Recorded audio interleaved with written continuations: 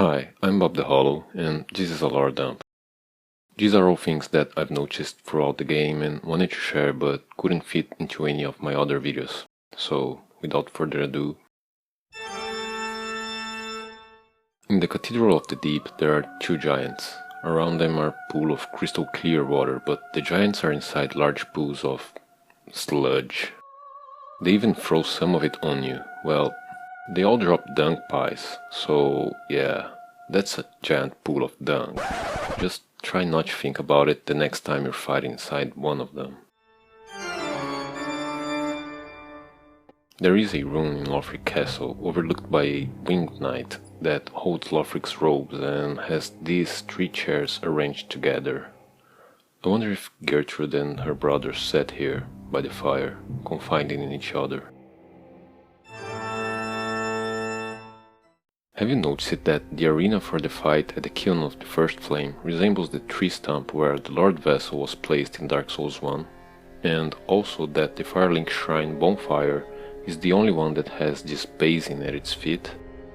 It's quite smaller than the Lord Vessel, but it seems to serve the same purpose. The shrine handmaid starts selling pale pine resin items after you give her the prisoner chief's ashes from Iriful dungeon. The blood-red substance sometimes found within suggests there is more to this so-called resin than meets the eye. In that same dungeon is Carla. Oh, there you are. I thought you'd all but forgotten me. How sweet. Good to know that a skinny little heretic can still turn heads. Oh, you're not one of them, are you? Accept my apologies for mistaking you for one of those leeches. It seems pretty clear to me that they were using her blood to create this so-called resin. In Dark Souls we have three types of magic. Sif gave us sorcery, Kelana gave us pyromancy, and miracles came from the gods. Sorcery and pyromancy are deeply intertwined. According to the Crystal Sage, Old Big Hat achieved enlightenment within the Regal Archives, where he came to find the quintessence of sorcery in the facets of a certain crystal. That, of course, would be the primordial crystal Big Hat Logan talked about in Dark Souls 1. Sif is the grandfather of sorcery, but that doesn't mean he created it. With the birth of the Chaos Flame, the Flame Witches were at once both sorcerers and shamans. Faith adjusts the power of sorceries cast using this catalyst, and the staff also seems to boost the power of dark sorceries. The Witches of Izalith wielded fire-based sorceries before Sif even had the crystal. He merely found a way to harness that power into the form we now know as sorcery. And pyromancy as well isn't the exact same power the witches had. Chaos pyromancies manipulate lava and birthed all later forms of pyromancy. The original pyromancies were chaos-based, and that was created by the witches long after they themselves came to be. So, sorceries and pyromancies are instructions given to us that allow us to channel this primeval force. Miracles as well are usually believed to grant us the powers of the gods, but that's not true. The gods are dead, but miracles did not dwindle. To cast a miracle, the caster learns a tale of the gods and says a prayer to be blessed by its revelations. The faith of the supplicant affects the strength of the miracle. The power of miracles comes from our own faith, our force of will, and is guided by whatever understanding the tale has given us, even if that understanding is misleading, as seen in the Atonement miracle. Just another way of channeling a power beyond our ken. The Crystal Chime can cast both miracles and sorceries, and the White Hair Talisman can cast miracles and pyromancies. There are items that allow you to mix intelligence and faith scaling. These are all connected.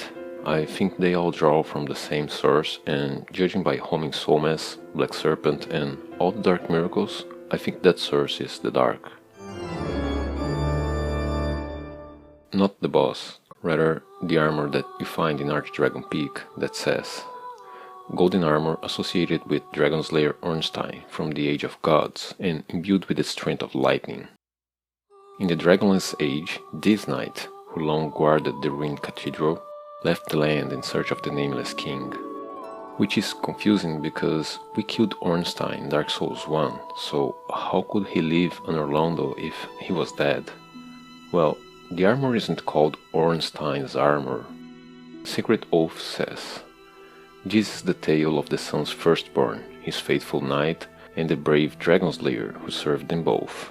The first knight is, in fact, Ornstein, as stated by the Leo Ring, and I think the brave Dragonslayer is the original owner of the Dragonslayer Armor. The boss, no, not the set. The Dragonslayer Armor, controlled by the Pilgrim Butterfly, lost its master long ago. So this third knight served both Ornstein and the Nameless King, and once Ornstein was dead, he put down his armor and either fashioned himself a new one or picked up Ornstein's armor, then went looking for his remaining captain. I think this not only makes sense, but I also really don't like the idea of messing with timelines and wiping away the canon.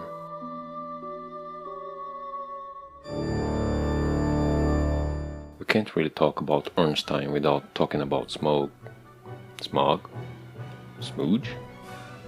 Well, Twisted Great Hammer associated with Smough, the last knight to remain at his post, guarding the ruined cathedral. The problem here is that Smough wasn't a knight at all. In Dark Souls 1, his hammer read, "Great Hammer from the soul of Executioner Smough, who guards the cathedral in the forsaken city of Anor Londo." Smough loved his work and ground the bones of his victims into his own feet, ruining his hopes of being ranked with the four knights. So why the change? Smough's armor and hammer are kept in Irithyll, and I think Sullivan elevated him to the heroic status that he occupies now, so he could use him as an example to help convince Aldrich into going down the path of having people for dinner. In order to get the End of Fire ending, we need to give our Firekeeper the eyes of a Firekeeper that are found in the dark Firelink shrine. If the original Firekeeper had taken the first flame, that would explain the pitch-black darkness in Untainted Graves. Then the Black Knights took the fire back from her and Ludleth linked the flame. Now, Irina usually gets a bad reputation, but I think that's undeserved. And I get it. Grand treachery, dark miracles, creeping laughter. But hear me out just a bit. We know that she came to Lothric in order to become a Firekeeper and failed. We find her in the undead settlement, but she made it all the way to the castle, as indicated by the presence of Caitha's chime, the red tearstone ring, and Egon's summon sign.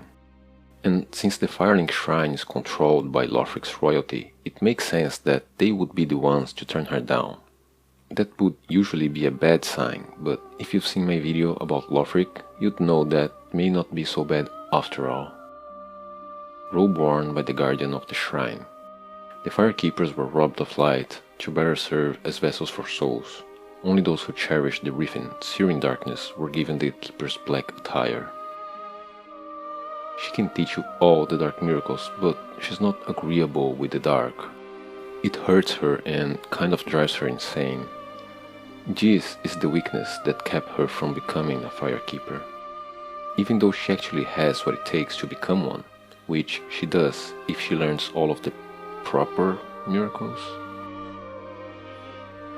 Caitha's chime, found in the castle, is agreeable with the dark, but it is also a rare and secret thing. I think it was given to her to help her control the dark and attain the Firekeeper position, but she didn't know it. I mean, she is reluctant to teach you any dark miracles. The chime is found beyond a broken ledge, and Egon fights the Dragonslayer Armor with you. He will also fight you if you teach Irina any dark miracles. So I think that after he found out the truth about Lothric's Firekeepers, he fought his way out of the castle and brought her with him. The way to the place where she is locked is littered with items that reference clerics. the Bloodbite Ring, the red hilted halberd, the blessed red and white shield, and the Saint's Talisman. This was probably a place often used by clerics and could be well known to Egon and Irina. And here they wait until their fates unravel at the hands of the Unkindled.